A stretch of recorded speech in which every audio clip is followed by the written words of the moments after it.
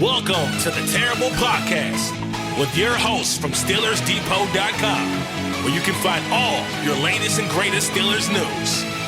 It's Dave Bryan and Alex Kozora, always lit, talking Steelers. And now, here's Dave and Alex.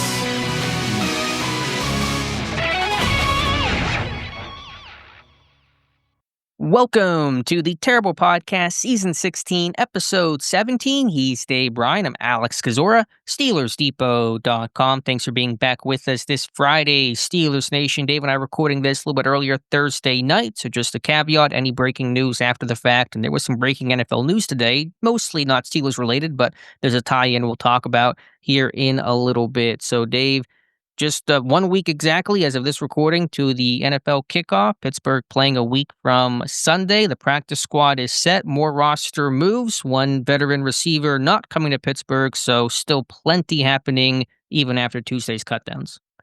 Yeah, happy late Thursday night, or I'm pretending to be Friday morning. Good morning, Dave. Good morning. I'm drinking coffee regardless, so it don't matter.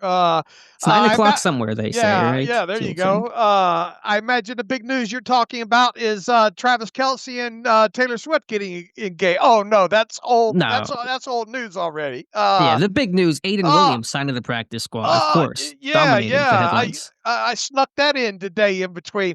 Yeah, why don't you? I don't want to turn this into Jerry Jones Depot or Cowboys Depot, but obviously that's the big news going on right now, and I think we can have a little bit of fun with it at the top of the show, and I'll let you do the honors.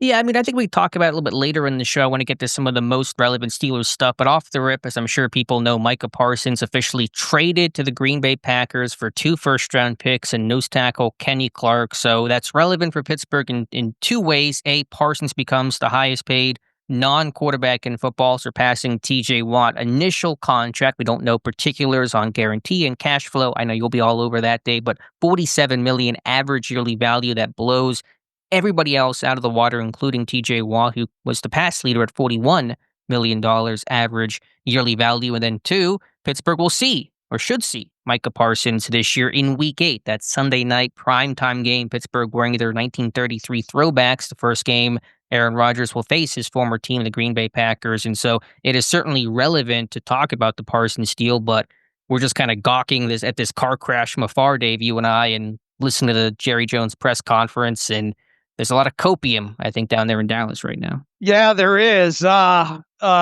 2 first-round draft picks and Kenny Clark, right, from the Packers. And Clark's obviously up there in age. And look, in his prime, he was a fantastic player. And I think you had just mentioned the other day that they've got issues up front with, who was it? Mazi Smith was a bubble guy. Smith, yeah.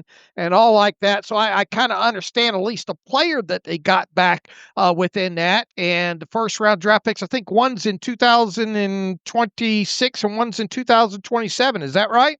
Correct. All right. So it's not like you got them in the same draft, but and we'll see where, I don't know, maybe they just help Green Bay get the 31st or 32nd pick in the first round next year as well too. This is obviously, there's been rumblings related to this on Twitter and all potentially happening. We kind of have been witnessing the discourse and how Jerry wanting to deal more with the saying he had a deal already worked out with the player, and then along comes the agent. And I will tell you this, and I've said this several times over the years. And look, I know Art Rooney II has his faults, and I'm not saying that he doesn't. But one of the things that I think I love the most when you compare Art Rooney II to a guy like Jerry Jones is the fact that outside of maybe 3, maybe 4 times a year when Art Rooney speaks and addresses things, obviously one of those times is right after the season ends, a couple of weeks after that, and then a couple of times through the off season there. But once the regular season starts, I mean, you don't you rarely see Art Rooney II address anything. He leaves it to Omar Khan and Mike Tomlin and all like that. Jerry Jones, you can't get him to shut up year round, and not only this time, they go on and have this press conference today, which seems to be a big joke overall. But even during the season, right after games, the media runs to have the Jerry Jones scrum, and that's got to drive a head coach and just absolutely bonkers. And it's not like it's a new thing with him. And look, it's his team. He can do whatever the hell he wants. But to me, it just feels like that just an ongoing distraction and all like that. So yeah, once again, Art Rooney II's got his faults and all like that, but I do enjoy the fact that you're not hearing from him every week, every other week, once every 4 weeks and all like that. But you can bet this trade after the fact is going to be dissected quite a bit, and Micah Parsons, without a doubt, it was their best player on the defensive side of football, and that defense needed him this year. And I don't know how they're going to overcome not having him. They better be ready to score some points on offense this year. But I guess he just got tired of kind of dealing with him, and had the deal on the table for the Packers. I'll tell you this: the Packers got better today.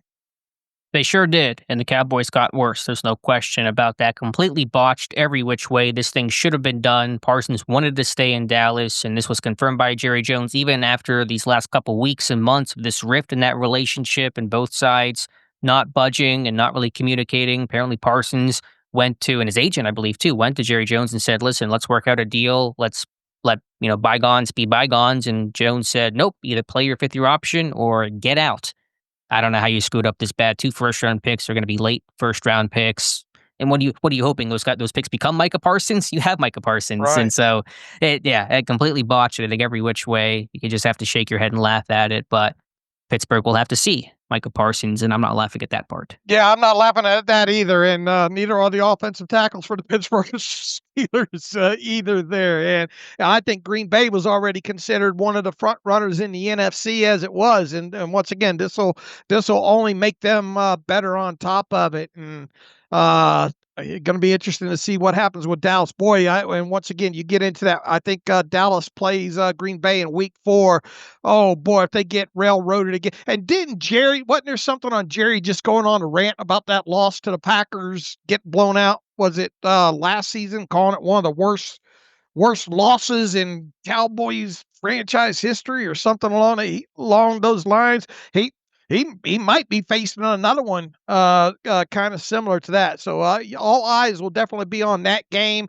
And look, the Packers, I think, too, the Packers play in their first 7 games. 3 of those games are against AFC North teams, with the Steelers being the final of those 3 AFC North games in, as you mentioned, in week 8 on Sunday Night Football. So the ratings of that game, just not that they could probably get any higher, but you got yet another storyline with Michael Parsons on the other side of football. So definitely Steelers related, and pour one out for TJ Watt. He had a nice little short run as highest paid non quarterback in the NFL, because that's out the door now.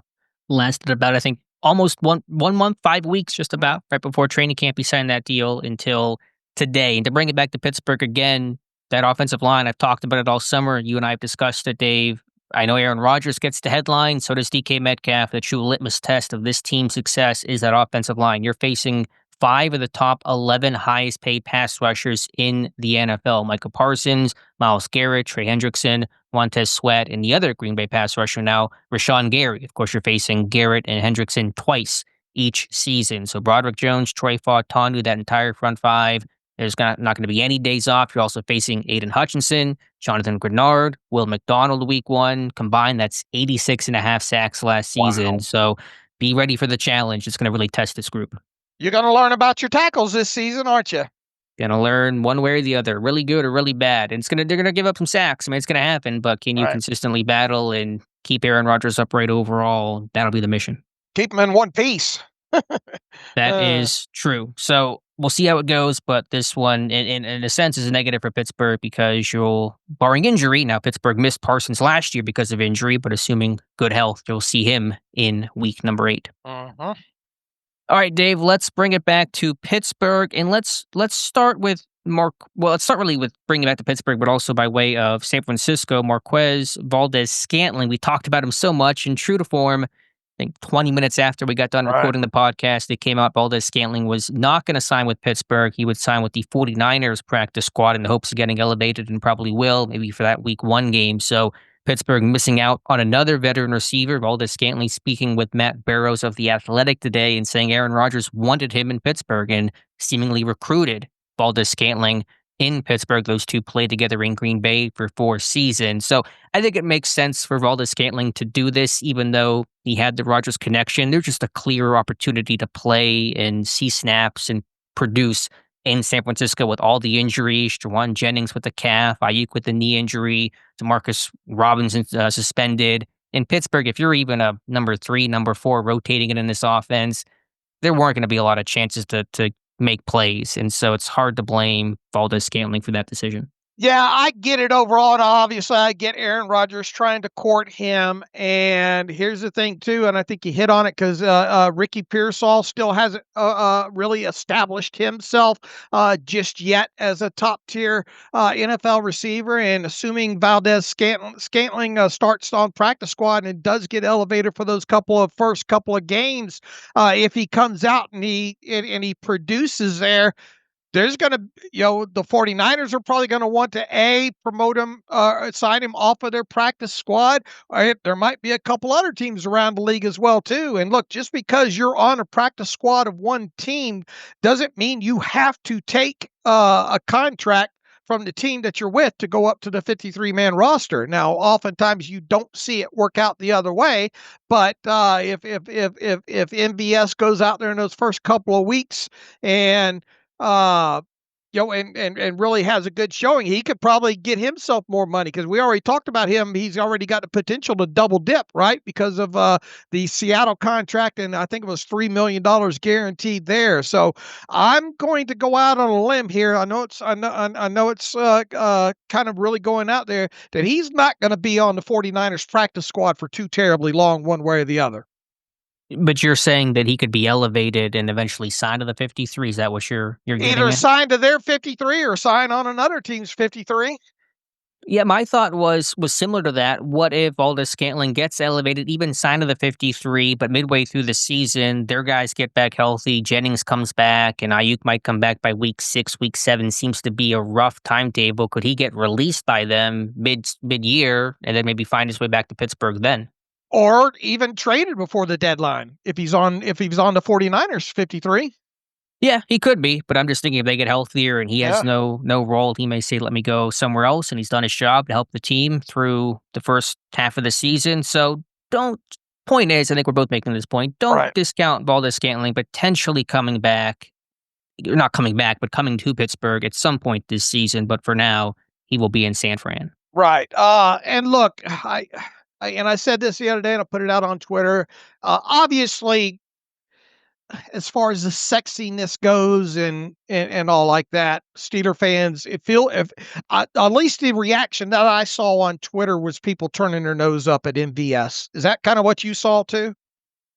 My general feeling was people said, good riddance. We didn't want him to come here anyway. Right. But you got to me, especially if it was going to be a minimum, let's say they did sign him to their 53 to a minimum value contract. Would that have been a worse sign? I mean, could you do worse than that? And we talked about this too, didn't we? Who would you rather have, MVS or Gabe Davis?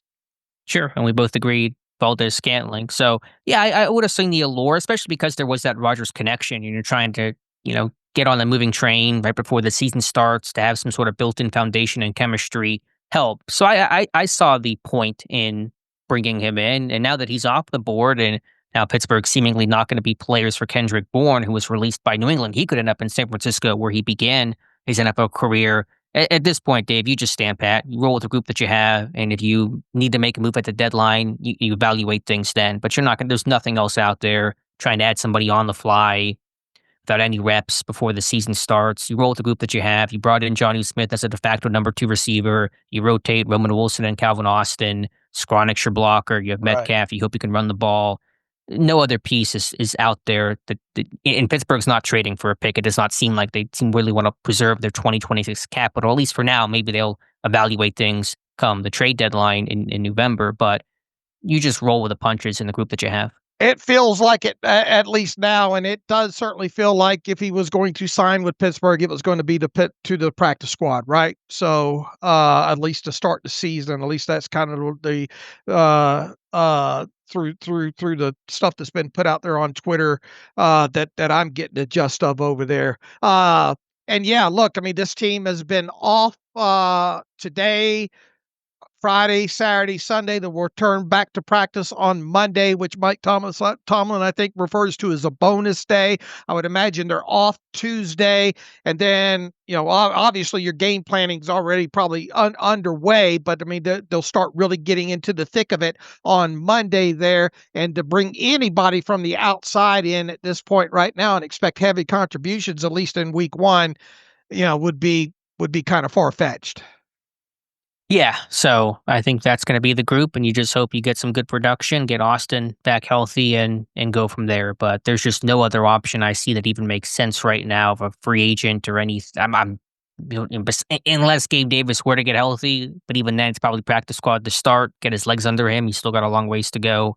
But you've got to be at some point. You just got to say, this is the group. We put the group together for a reason. We have some level of confidence in this group. Wilson did make his plays in the summer in preseason action. Austin did not get to do much of anything with the oblique injury, but showed last year what he could do, and you build from there. And we'll see how it goes. I mean, we talked about essentially this team's in the same position they were a year ago, right?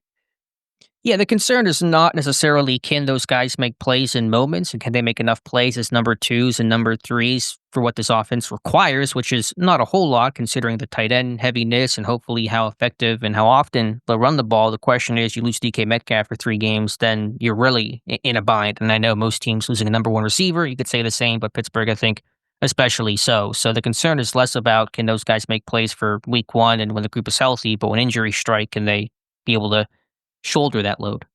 Let's real quick. Let's obviously we got the season coming up here pretty soon. We're going to be giving predictions. We'll probably be doing some stats over and under, but and all like that.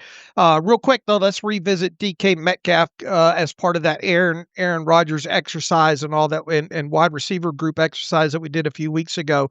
Are you right now over or under DK Metcalf 90 receptions, and are you over or under DK Metcalf 1,000 receiving yards? Over yards, under receptions. I'm going under with both. I think you were under with both before. I think so. Yep. Okay, and I'll have my official stat predictions next week, in next couple of days. But I still think Rodgers is going to feed this guy the football a ton. Now, will he get quite to that 90 reception mark just because of the nature of the offense, not throwing as much?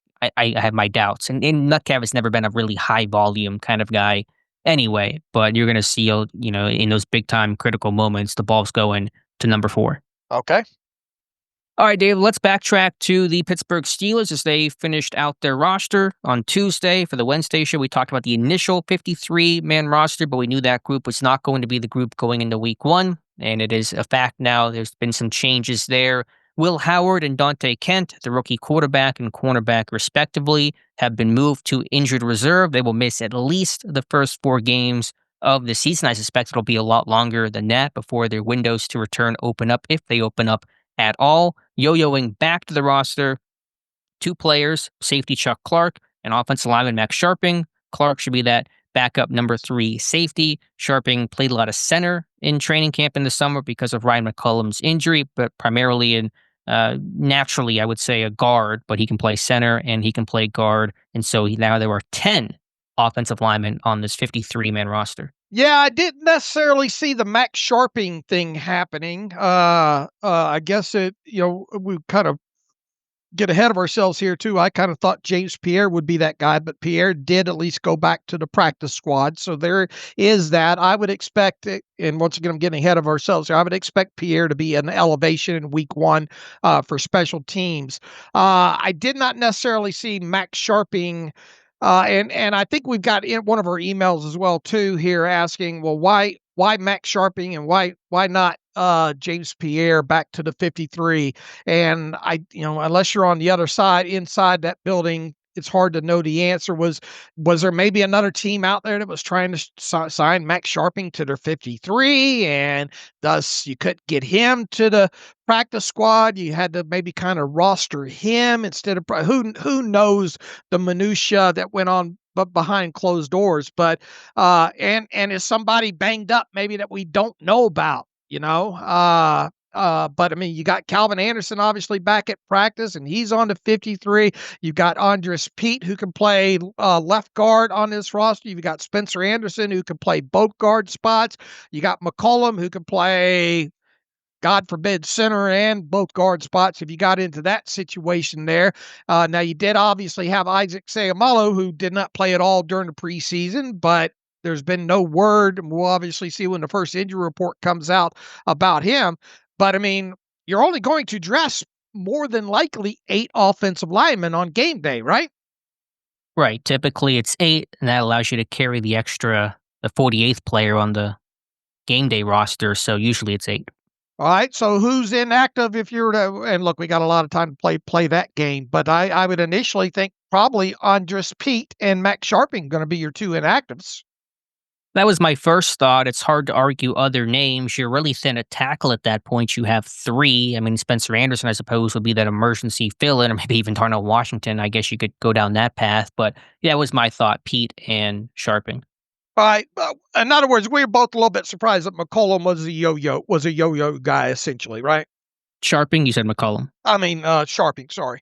Yeah, that wasn't my expectation. Now, I will say, you need 3 centers for practice, first team, second team, third team. And you really only had 2 whenever the roster was initially set, and even when the practice squad was set yesterday, because even your practice squad guys, Stephen Jones and Dylan Cook, those are not centers. So you only had Frazier and McCollum. Now, in a pinch, Mason McCormick's going to be your emergency center. He's done a little bit of that on the side, did that pre-draft, did that a little bit last year in training camp with the team. But at least Sharping was going to come back to the practice squad to be that third center. So why did he have to go to the 53 and not James Pierre? I'm not really sure.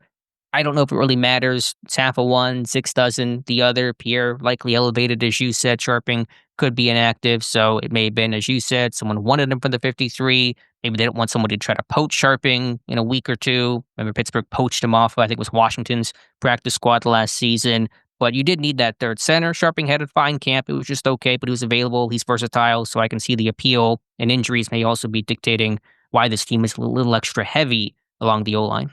Is there a chance McCollum's not as healthy or came out of that game probably a little bit worse for wear because he had battled? Is there a chance maybe they'd like to have him sit inactive for a couple of weeks just to get him back to full health?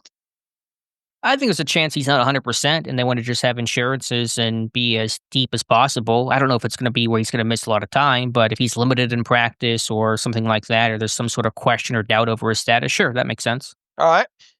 So that's the yo-yo. Now, Howard and Kent, again, minimum first 4 weeks. The earliest they could return would be week 6 against Cleveland. There's the week 5 bye after the Dublin game, but we talked about this some, especially with Howard the other day. It seems like the plan's going to be to almost stash those guys because Pittsburgh did not put either of them on the immediate short-term IR with that designation to return label. They wanted to preserve as many spots as possible, the 8 you get in the regular season. They now have 7 with Corey Trice Jr. getting that designation during Tuesday's cutdown. So this is a Logan Lee type situation feeling where that last 3 weeks, so late December, they might open the windows on those guys to let them to practice, but injuries and how the season goes will dictate if that's possible, if that's practical, and Pittsburgh wants to keep their options open. Yeah, that's well put. And I think more than anything, health of your cornerback in your quarterback room could dictate when those windows actually get opened. If they get, I mean, you could very well get to the end of the season like we saw last year, and just out of running out of time, open those windows for those guys to resume practicing, and then they never see the 53 overall. So that I suppose you could run into a situation, what if you get to the trade deadline and a team offers you something that you can't turn down when it comes to Skylar Thompson and maybe that. But I mean, that's so far off at this point. Needless to say that come week 6 of the regular season, I highly doubt you're going to see the practice windows open on either one of those two guys. Right, because that would burn one of those 8 spots, and Pittsburgh wants to have options, because what if there's a rash of injury somewhere, and then you run out of those open spots, and then you're in a bind. Now, as you said, if cornerbacks get hurt, if there's an injury at quarterback, that could certainly change the calculation where you may need one of those guys back. It's hard to see. I think a lot of corners would have to get hurt for Kent to come back into play. You have Bishop, you have Pierre, maybe you go sign another vet type of situation. Howard, we'll see. So there's been some criticism. This could stunt Howard's development. This is really, in a lot of sense, a redshirt year, not able to practice until that window opens up. He can be in meetings, he can be around the team, of course, but it really is just a literal watch and learn year. Is that the right thing to do? Is that the best thing for Howard? How does that impact him going forward? Well, look, I mean, he missed a lot of time there, so and even if he was on the 53 at this point, how many actual reps was he going to get during practices? How many does the number 3 get? And you already kind of know what you have. And no, look, it was unfortunate with him. Had he obviously stayed healthy, and obviously had he played during the preseason, it obviously would have taken away from Skylar Thompson. You're probably in a situation where you're probably comfortable with Will Howard being your number 3, and thus he's on the 53-man roster at that point. This is just unfortunate overall. Does this hurt his development, though? I think is still the big question that people are wondering about. Well, I mean, at least he got some work. I mean, how many snaps would you say he took? I can get you the number of reps that he had from our camp stats. Right. They come in handy in moments like this. I mean, it was about 100, I believe, if memory serves, of what he got. Now, that doesn't count individual reps. It doesn't count 7-on-7. And even though you're right, if he was third-team quarterback, scout team healthy, but he's running scout team, he's working in individual sessions, he's getting some throws in, even though the team period reps, I imagine, would be really light overall, because Rodgers would get the bulk of those opportunities. But there's no substitution for under the lights play too on top of it, right?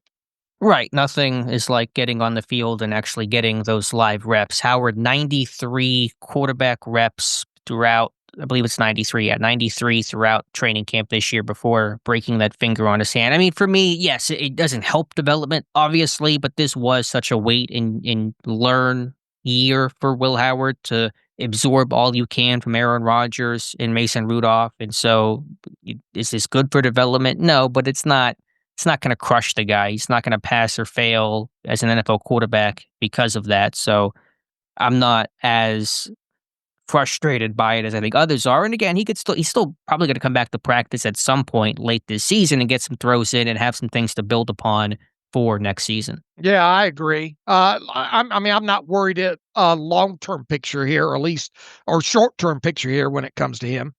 So that's a decision. And if there were injuries at quarterback, then of course Howard, I mean, they could open up that window at any time after week 4. So Right. That is on the table, but it seems like they want to keep those spots open. Otherwise, they would have put at least one of Howard or Kent on that short-term IR Tuesday to not have to roster him initially and then have to play the yo-yo game with Chuck Clark or Max Sharping. So Right. I get it. I'm okay with it overall. Right. Look, it in a vacuum, it sucks. I'm probably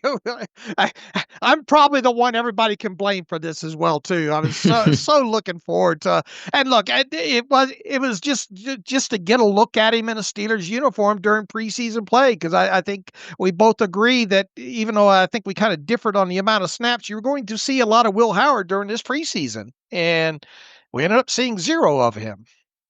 And if there is any reason for optimism, Calvin Austin missed his rookie year. He came back, made plays. Roman Wilson missed his rookie year, essentially, came back, making some plays. Logan Lee did the IR stash thing. He made the roster this year. Corey Trice Jr. missed his rookie year with a torn ACL.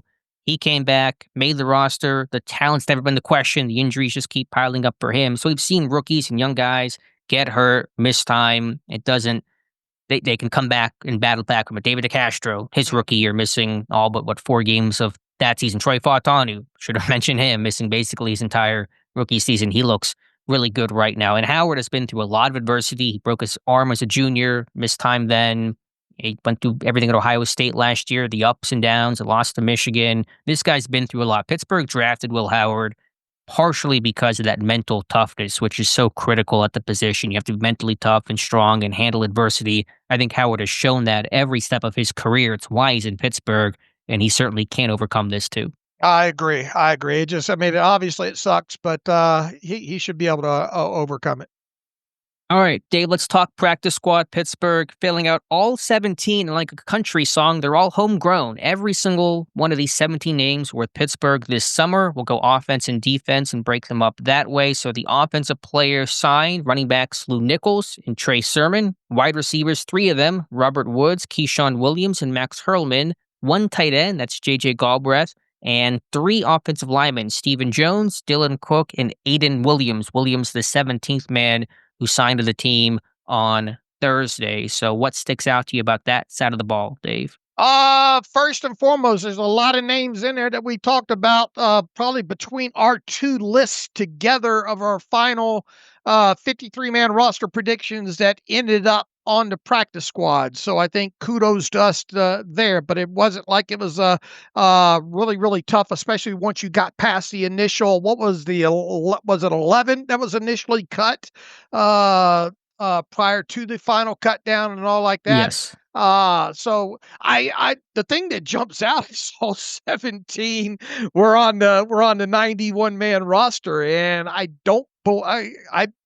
that's a rarity in and of itself, not only league wide, but generally you see, I don't know, anywhere to 4 to 7 outsiders, especially since the league expanded the practice squad to this many players. You don't normally see the whole group be guys that just came off of your 90 or 91 man roster. So I think that's the first thing that jumps out to me, and I would imagine you feel the same there. The second thing I would say is I am a bit surprised at Robert Woods. I guess surprised and not surprised. He obviously, you had to kind of wonder, a veteran like him, not doing much during the preseason, running as late as he did with third string offense and all like that. There probably wasn't going to be high demand around the league for a guy like him.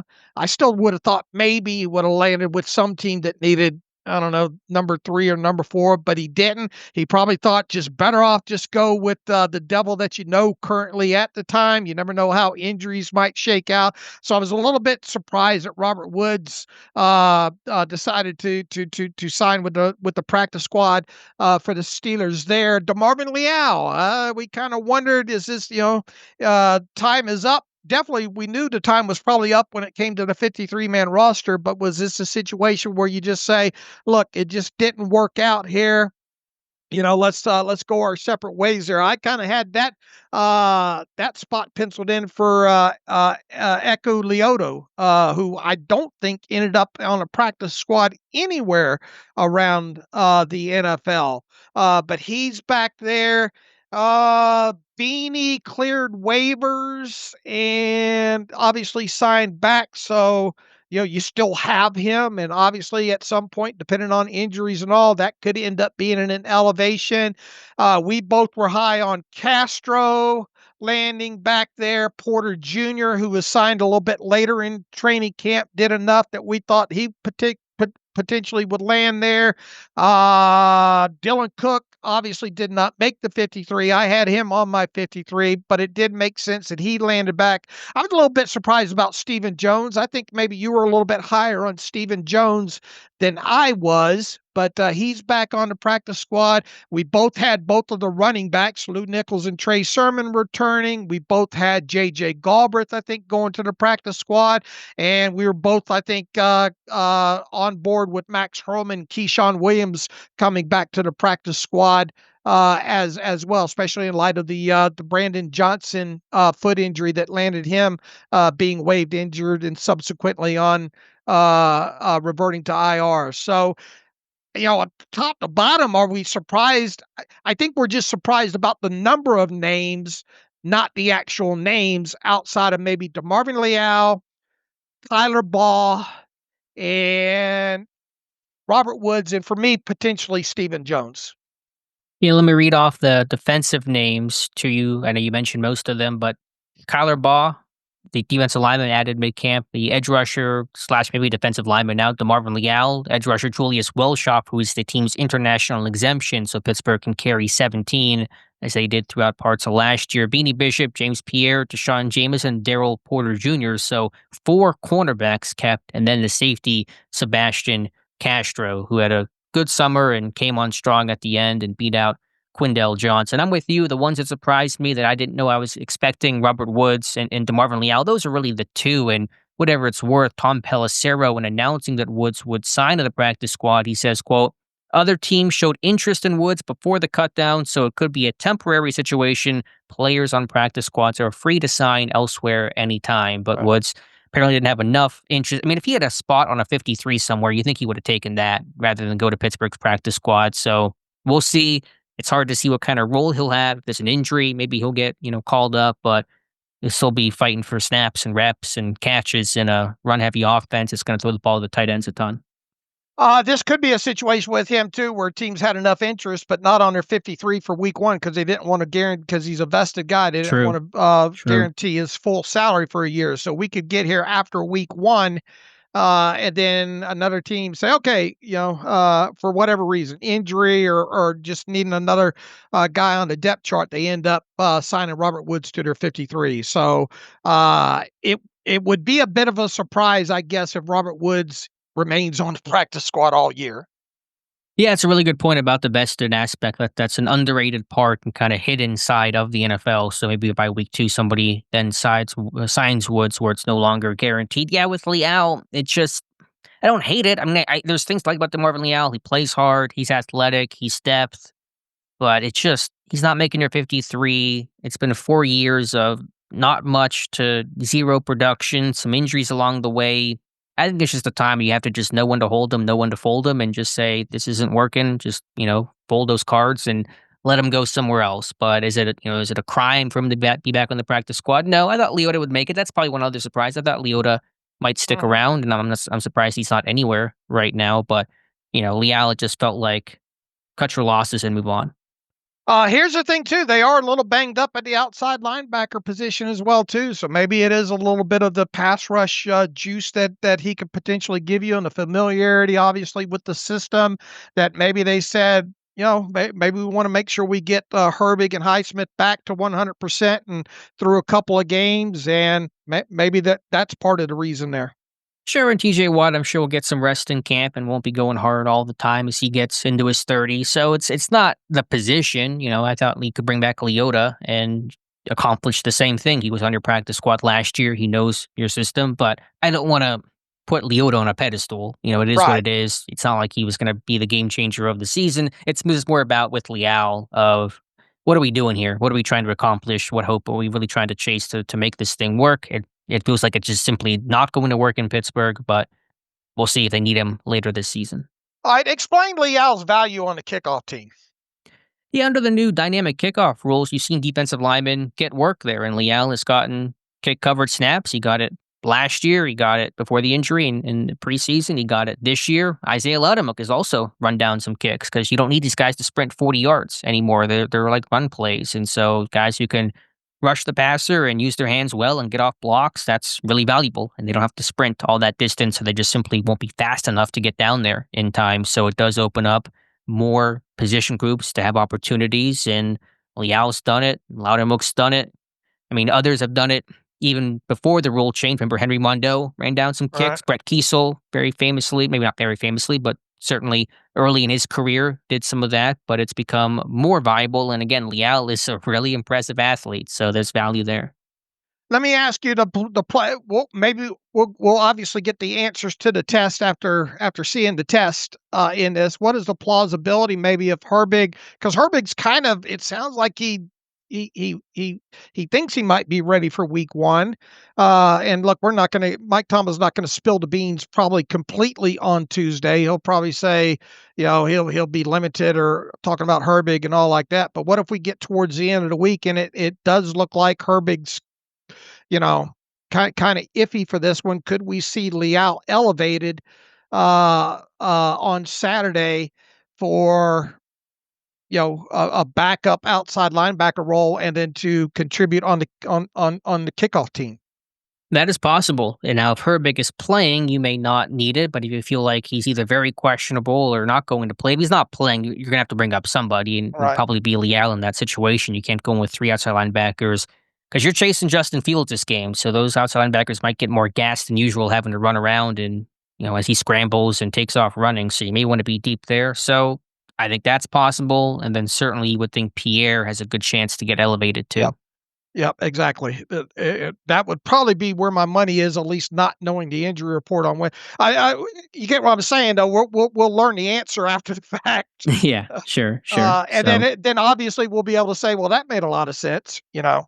Hindsight 2020, no question about that. But yeah, I think the big takeaway is that when Pittsburgh talked about liking their 91-man roster, they weren't kidding, because they kept them all. And you're right, that feels very old school. I went back to even 2011 just to pick a random year when it was 8 guys in the practice squad, and one of those guys, defensive lineman Corbin Bryant, was an outsider from Chicago. So even back then, you were getting the occasional stray, outside addition, and you get that most years. But this year, it is straight internal. Now it's gonna ebb and flow throughout the year, and injuries will impact things. Not all 17 are going to be locked into their positions, but I think it speaks to the level of depth Pittsburgh at least thinks they have.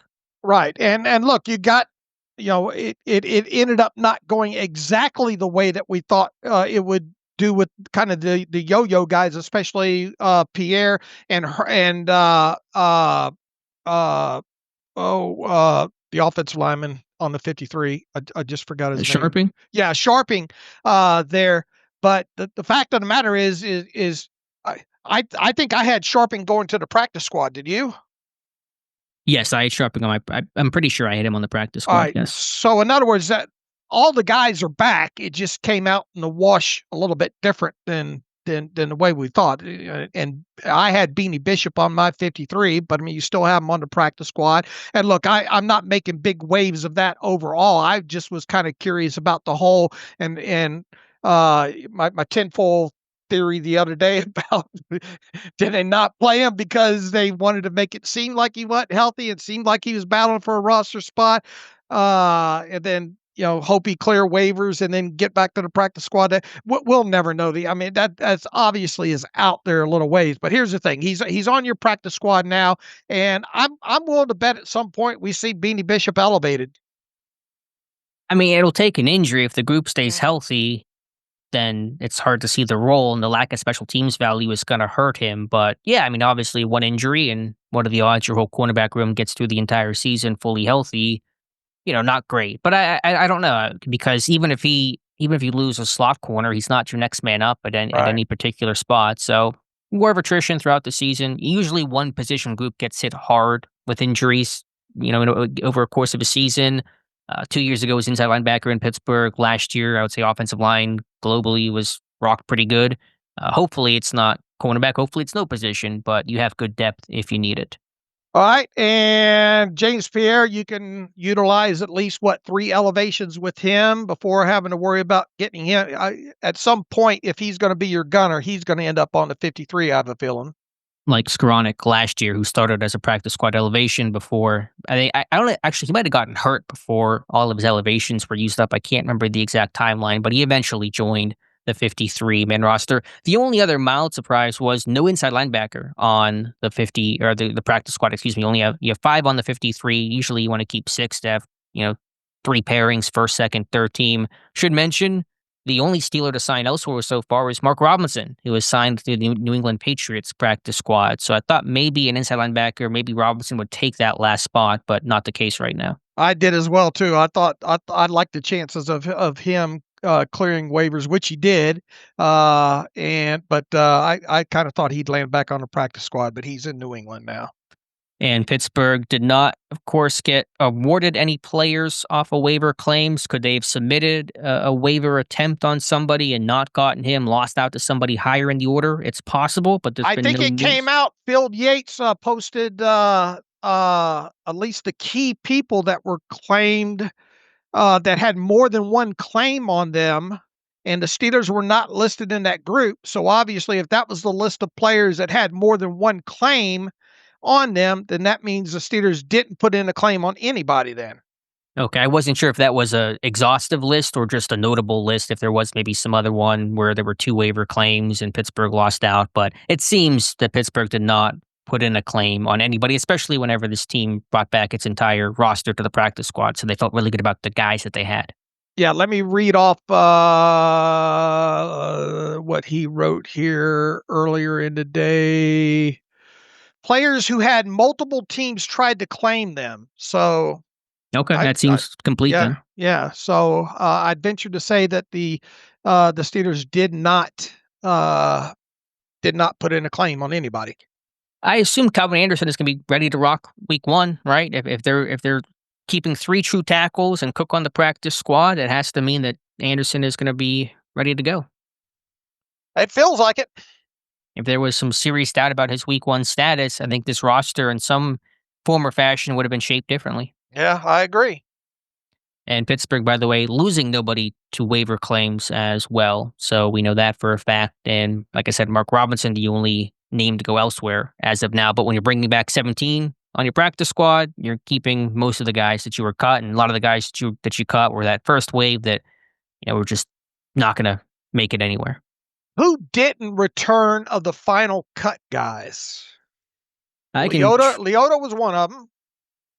Yeah, I mean, there's a decent amount. You can go through Logan Woodside, Evan Hull, Lance McCutcheon, Kevin Folsch, some of the offensive linemen trying to come to mind right now. Doug Nestor. Nestor was a guy that we thought might have some potential and just never came to be. Defensive line, Dominic Davis went to IR, I guess. So that's not one. I'd have to go down through the entire list. Kyler McMichael, Wendell Johnson. Those are some names. All right. Nobody that, not to be disrespectful, but guys that just weren't going to stick. And it just happens each year. They're really not going to be missed all that terribly much. Let's see. Who else did return? Brandon Johnson went with Dominic Davis to IR after waived. Yeah, I think most of them returned then. Yeah, it was your 53-man roster and 17 in the practice squad. So what's the math there? 70 of your 91, then the IR guys too. So it ended up being 75 or so returning in some form or fashion. All right, Dave, any other thoughts here? Any other NFL news? I think we kind of hit on the Pittsburgh Steelers comings and goings and happenings pretty well. Again, the Parsons trade, the big news of the day. Still can't get over that one there, but anything else happening, Dave? Yeah, we started with the Cowboys. Let's end with the Cowboys here. Parsons' agent is that David Mugata, and he's also Plaxico. Why do I keep calling him Plaxico? He's also George Pickens' agent. So George Pickens obviously is playing out the final year of his rookie contract right now. What's going to happen there next year? No idea. Not my problem. Yeah. I mean, sitting here where we sit right now, do you think George Pickens will be one and done in Dallas? If you had to bet either way, would you call it 50-50 or would you hedge one way or the other? I don't have a strong feeling. I know it's publicly, everyone said it's going well. It's sunshine and roses. I'm going to just guess, and I've spent zero time thinking about it, that he'll be one and done because they're going to realize that they can get ugly with George Pickens quite often, and Jerry's not going to want to deal with that. So plus the agent thing too, which is a whole nother conversation. So I will guess one and done. All right. Let's get to a couple of emails real quick here. And also just the track record of Steelers receivers, once they leave, they don't tend to stay in their next team too terribly long. Yeah, just ask Deontay Johnson about that one most Mm-hmm. recently. This one from Richard Jameson. This is the one I think on James Pierre. Thank you for your excellent coverage. I'm sorry that you didn't get to cut back to 2 shows per week, but I can tell you that we listeners appreciate your hard work. Yeah, look, I mean, it's just the news cycle is the news cycle, and I don't know, are the days of 2 off-season podcasts over for us, Alex? It's looking that way. This season was certainly particularly eventful. I can't imagine they're all going to be this hectic start to finish, but the news cycle does not sleep, and neither do we. Yep, that is correct. Let's see here. I was expecting the Steelers to sign Chuck Clark and James Pierre to the 53-man roster. Why do you suppose they signed Max Sharping to the roster instead of Pierre? This is the email that we kind of addressed earlier. I don't have a great answer to that. Alex, do you have one at this point? I don't know if it matters if it's Pierre on the 53 versus Sharping on the practice squad, or the way it is now, Sharping 53, Pierre practice squad. It may have been, as you said, so no one tries to poach Sharping. Offensive linemen do have more value, but to me, I'm not going to lose sleep over kind of the minutia of how that got all moved around. Might this be another one that we learn the answers to the test after week 1 for whatever reason? Maybe. I mean, if there was an injury to the offensive lineman, you could still elevate Sharping the way that you may elevate James Pierre. So I think it's really just, you can do it either way. It doesn't really matter probably a whole lot. I would say, like I said, the tiebreaker being if you had Sharping on the practice squad, there could be a higher chance somebody poaches, and then you have to either let him go, or then you have to sign him to your 53, and then you have to create a roster spot that way. So that's probably the calculation. But it's like I said, it's 6 of one, half dozen the other. And here's the thing, James Pierre, when you cut him and terminated his contract, you had $50,000 go dead money with him in a signing bonus. Max Sharping, when you terminated his contract, you had $167,500 go dead with him. Now imagine when Max Sharping re-upped, he did not get another signing bonus. I would imagine he got the same veteran benefit minimum contract. That info's not out yet. We'll have to wait and see. But you still end up probably with the same dead money overall, whether or not. Yeah. In other words, both those amounts were going to go against the cap either way. Yeah, because both were cut, so that Right. all becomes dead money. Let me ask you this quickly, Dave. Were you disappointed that no undrafted free agent made this 53-man roster after what looked like one of the team's strongest groups in quite some time? If you would have told me back, once this class was signed originally, I probably would have I wouldn't have bet the house, but I probably would have put some level of money on maybe one of those guys potentially making it. But I think once we got into the first and second preseason game, it started to become at least a lot clearer. Once Max Hurlman dropped that pass in the end zone, I think I gave up all hope on a UDFA. So am I disappointed? No, but I did feel like the class was better, quality top to bottom when it came to the undrafted free agents this year. It's just, you had that great of a 90 that you didn't need to pull from it. Yeah, that's kind of my thought. And there was nobody that I thought should have made the 53 from the UDFA class. And that's not a bad thing. It just, Right. There were some good practice squatters. There were some good competition, some good vets that made plays. So you have a couple guys in the practice squad still, and Keyshawn Williams, who impressed, and Hurlman, who drew a lot of buzz.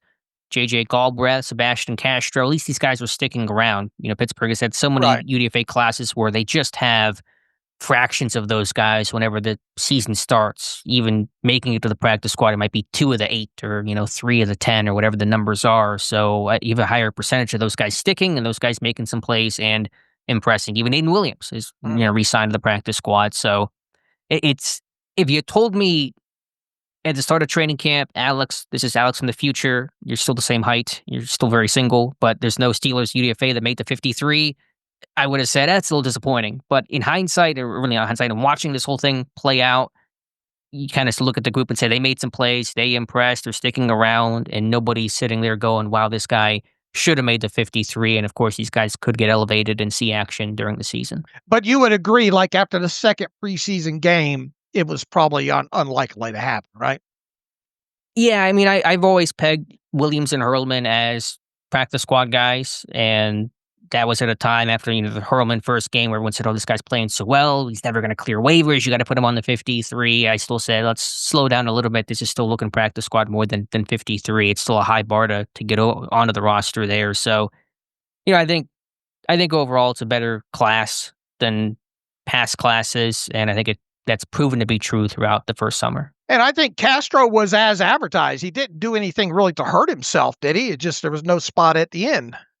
Yeah, it just, you signed Chuck Clark, you need to get a veteran in there, so it's hard to blame Castro for losing out in that sense. And Castro played well. He beat out Quindell Johnson, so in a sense, he beat out a veteran for a practice squad spot. So I think he did well. And he's a guy. I don't want to get over my skis here, as I usually do, but could that be the next Miles Killebrew? They're kind of getting him in that mold for. Killebrew's a free agent after this year. He's 32. This, as good as he is, all those guys have an expiration date. This may be it for Killebrew, and so this time next year, you may be preparing and trying to make Castro as that special teams safety ace. Yeah, that's a good point, because he can definitely play in the box for sure. Yeah, he's worked as the up back on the punt team, the PP, the personal protector this year. He's a good tackler. He's physical. There's a lot of Killebrew type of vibes. Not as big as Killebrew, who's kind of that quasi linebacker whenever he came out of Southern Utah. Castro, much more clear DB, but there's a very similar skill set there. Yeah, I agree. All right, let's take one more from Nate Weens. He's got a tinfoil hat time. Oh, you know how to get my attention there, Nate. So with Kent and Howard making the club, Omar can say all draft picks made the team. Might that be why they were placed on the initial 53? Why else only use of the 2 IR available to return and risk losing one of your cuts only to do so 24 hours later? He says, I don't have a life, but still have more life than looking at 31 other practice squad. But does anyone have a more experienced practice squad than the Steelers? He says, Woods, Leal, Pierre, Sermon. All right, the first part of the question, Nate, we've kind of addressed several times here. This was procedural more than anything when it came to Howard and Kent, that you did not want to burn off one of your any additional of your 8 available designated to return tags above and beyond Corey Trice Jr. For guys that, quite honestly, they did not practice a lot of training camp, and they obviously did not play during the preseason, and thus there's not going to be a super big hurry to get these guys to your 53-man roster and thus open up their 21-day windows. So it was procedural more than it was, because look, I think we agree, even if unless Kent had been healthy all the training camp and really had a great preseason, the odds of and the probability wise would have probably been that he would have been waived and then signed to the practice squad, right? That would have been likely. Now, we don't know how well Kent could have done on special teams. That might have changed the equation. But yeah, that was the most likely outcome, is that he was going to be a practice squad guy, even if healthy. Right. So, Nate, don't lose a lot of sleep or thinking about the tinfoil aspect of Omar saying all draft picks originally made the team. Now, I think there is something to, I mean, look, you see Logan Lee still on this 53-man roster. I think they want to give and look how long they've obviously kept DeMarvin Leal and some of these guys, in recent memory here. I do think that they like to invest, they like to give their own draft picks time, but I don't think I know they weren't kept on the original 53 just so that Omar could say that all draft picks made the team. Yeah, because who's he telling that to? All right. Tomlin? He's going IR, like they're hurt. I mean, it's not bragging to anybody. Omar's not even saying that publicly. If he was touting that publicly and going on all the shows and having a Jerry Jones press conference, then maybe there'd be some credence to that. But I think to what you just said, and our Matthew Marks made this point in our Discord chat the other day, Omar Khan has yet to cut a draft pick that he's made since 2023. And I know it's a Steelers decision. Mike Tomlin's there. Every time I say it's a Con pick or Colbert pick, everyone says, well, what about other guys? I know it's all-encompassing Steelers team decision, but in the Omar Khan era, if it makes you feel better, no draft pick has been cut. All right. What do you say about the other 31 practice squads? Anyone have more experienced squad than the Steelers? Nate, I have not gone through all the practice squads, but remember that in the new era, these practice squads now they can have, what is it, 4?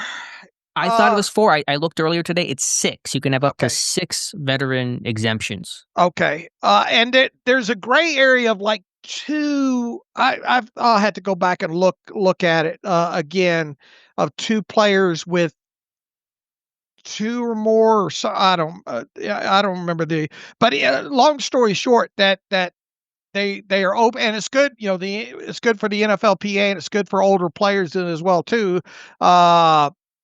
That these guys that are quote unquote, I guess, vested now, if they don't make 53-man rosters, at least they can land on practice squads. And that used to not always be the case. So if you look around the NFL, you're probably going to see a good 3 to 4 veterans on their practice squads.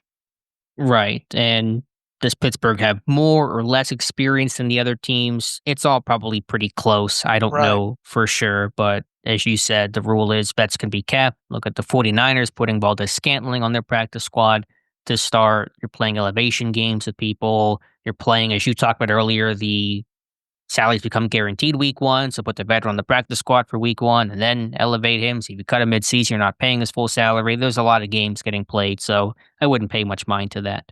Nate, by the time you listen to this and all, you can go to rlads.com and then scroll through all the depth charts. And I believe probably within 24 hours now, they'll probably have all the practice squads updated on there. So you can kind of, if you got a little bit of time, scroll through all those. And I know we don't kind of have an official kind of partnership with our lads, but I know Alex does some stuff for them, is on their podcast and all every now and again. So it would hurt to go support them over there. They do fantastic. Look, they do a great job of keeping depth charts updated and all like that. So if you want to take a look around and maybe report back to us, Nate, have at it. But just go to our lads and click on depth charts, and you can go to each one of the teams. The good thing about that too is they have archived versions too of the depth charts over time, so you could go back and look at who was on the 53, who was on practice squad a certain amount of time, and that I know we use that as a research tool every now and again, don't we, Alex? So yeah, no, they're great, and it's a great website and really good people over there. We're not sponsoring, like you said. Are there any other underrated research or football sites that you would want to shout out? There's one in my head that I use quite a bit that doesn't get talked about much, but are there any like good hole in the wall, quote unquote, websites you check out?